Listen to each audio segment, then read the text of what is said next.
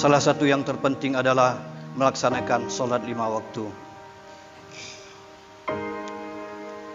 Karena solat itu merupakan kunci surga dan merupakan penyekat yang menghalangi panasnya api neraka Jahannam. Semua orang Islam sudah maklum bahawa solat 5 waktu adalah kewajiban utama dan terpenting. Semua orang Islam, baik laki-laki maupun perempuan, wajib mengamalkannya selama hidupnya. Sama sekali tidak ada alasan atas kewajiban ini untuk ditinggalkan, walau sedang di mana kita berada. Tidak kuasa berdiri betul, boleh mengerjakan dengan duduk. Kalau terhalang duduk, diizinkan berbaring. Pendek kata, mesti kita kerjakan. Nabi SAW bersabda, "As-salatu imaduddin, faman aqamaha faqad aqamaddin, wa man tarakaha faqad hadamaddin." Artinya, solat adalah tiang agama. Barang siapa mendirikan solat berarti ia mendirikan agama. Dan barang siapa meninggalkannya berarti ia merobohkan agama. Maka ketetapan dalam Islam, barang siapa meninggalkannya dianggap melakukan pelanggaran besar dan artinya dosanya juga sangat besar. Biasanya orang-orang yang meninggalkan solat disebabkan oleh kesibukan-kesibukan lain. Dengan kesibukan itu terkadang kewajiban solat 5 waktu sengaja diabaikan. Allah Ta'ala berfirman, "A'udzubillahi minasyaitonirrajim. Ya ayyuhalladzina amanu la tulhikum amwalukum wala auladukum an zikrillah wa man yaf'al dzalika fa ulaika humul khasirun."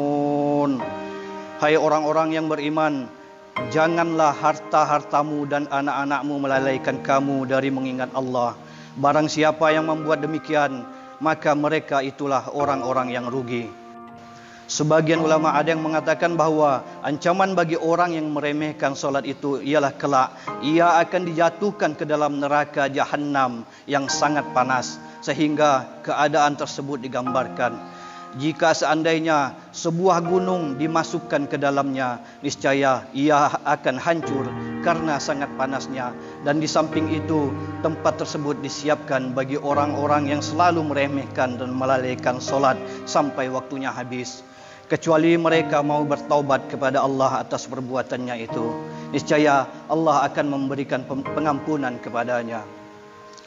Para ulama tafsir menerangkan bahawa yang dimaksud ingat kepada Allah di sini adalah solat 5 waktu. Sehingga siapa saja yang sibuk mengurus harta, menjual dan membeli, sibuk dengan perusahaannya atau berupaya mencari harta, dan sibuk hanya mengurus anak-anaknya sehingga solatnya sampai terlambat, maka kelak ia akan merugi. Rasulullah SAW bersabda, "Awwalu ma yuhasabu bihil 'abdu yaumal qiyamah min 'amalihi shalah, fa in saluhat faqad aflaha wa anjaha, wa in taqasat faqad khaba wa khasir." Artinya, perbuatan hamba yang pertama kali akan dihisab di hari kiamat nanti adalah solatnya. Maka barang siapa yang solatnya bagus, sungguh ia telah berbahagia dan akan selamat. Dan jika kurang baik solatnya, ia akan sengsara dan merugi. Di hari akhir kelak, tanggungjawab orang-orang yang meninggalkan solat bukan kepalang beratnya. Dan soal salatlah yang mula-mula sekali diperiksa di hadirat Allah Subhanahu wa Ta'ala. Ada satu riwayat mengatakan, ada seorang pendatang menghadap kepada Rasulullah SAW. Ia bertanya, "Ya Rasulullah, ayul amali ahabu ilallahi ta'ala fil Islam?" Qal, "As-salatu liwaqtiha, wa man taraka as-salata fala dina lahu, was-salatu imaduddin." Ya Rasulullah, amalan apakah yang paling disukai oleh Allah Subhanahu wa Ta'ala dalam Islam?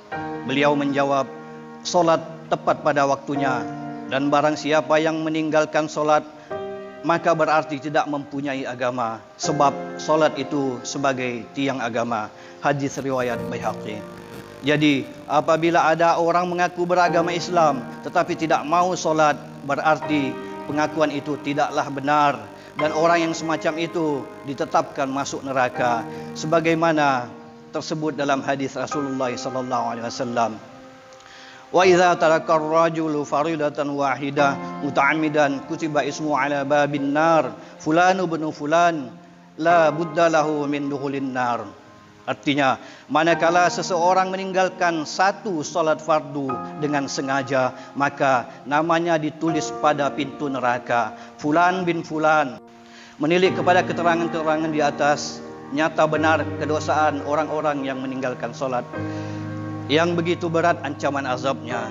Karena maklumlah, keberanian orang-orang yang meninggalkan solat berarti berani melawan perintah Allah Subhanahu wa Ta'ala dan Rasulnya.